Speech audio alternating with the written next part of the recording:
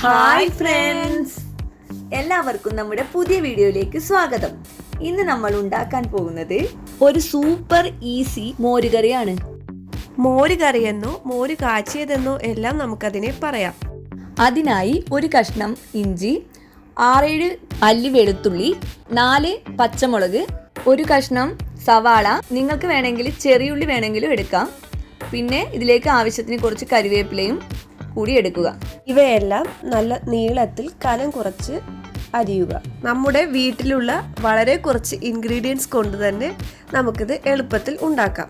ബാച്ചിലേഴ്സിനൊക്കെ വളരെ എളുപ്പത്തിൽ ഉണ്ടാക്കാൻ പറ്റുന്ന ഒരു അടിപൊളി റെസിപ്പിയാണിത്. ഞങ്ങളുടെ മക്കൾക്കെല്ലാം വളരെ ഇഷ്ടമുള്ള ഒരു കറിയാണിത്. തേങ്ങയോ മറ്റു പച്ചക്കറികളോ ഒന്നും ഇതിന് ആവശ്യമില്ലാത്തത് കൊണ്ട് തന്നെ വളരെ എളുപ്പത്തിൽ ഈ കറി തയ്യാറാക്കാം. കറി ഉണ്ടാക്കുവാൻ വേണ്ടി ആദ്യം തന്നെ ചട്ടി എടുത്ത് ചൂടാക്കി അതിലേക്ക് 1.5 ടീസ്പൂൺ വെളിച്ചെണ്ണ ഒഴിച്ചു കൊടുക്കുക.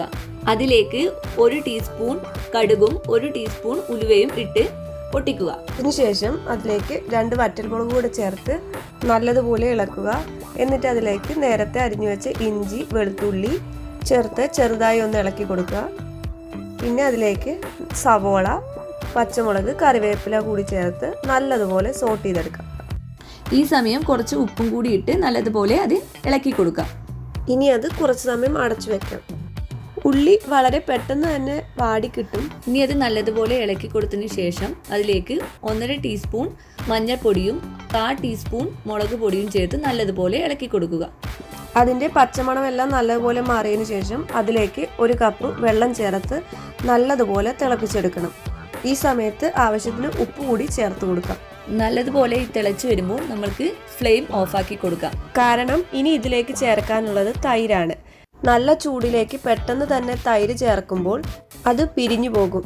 അത് ഒഴിവാക്കാനാണ് ഫ്ലെയിം ഓഫ് ചെയ്ത് 5 മിനിറ്റെങ്കിലും വെക്കേണ്ടത്.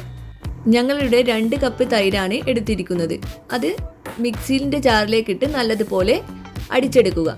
ഇനി അത് നമുക്ക് കറിയിലേക്ക് ചേർത്ത് കൊടുക്കാം. എന്നിട്ട് അത് ചെറിയ തീയിൽ വേണം നമ്മളിങ്ങനെ ഇളക്കി കൊടുക്കാൻ.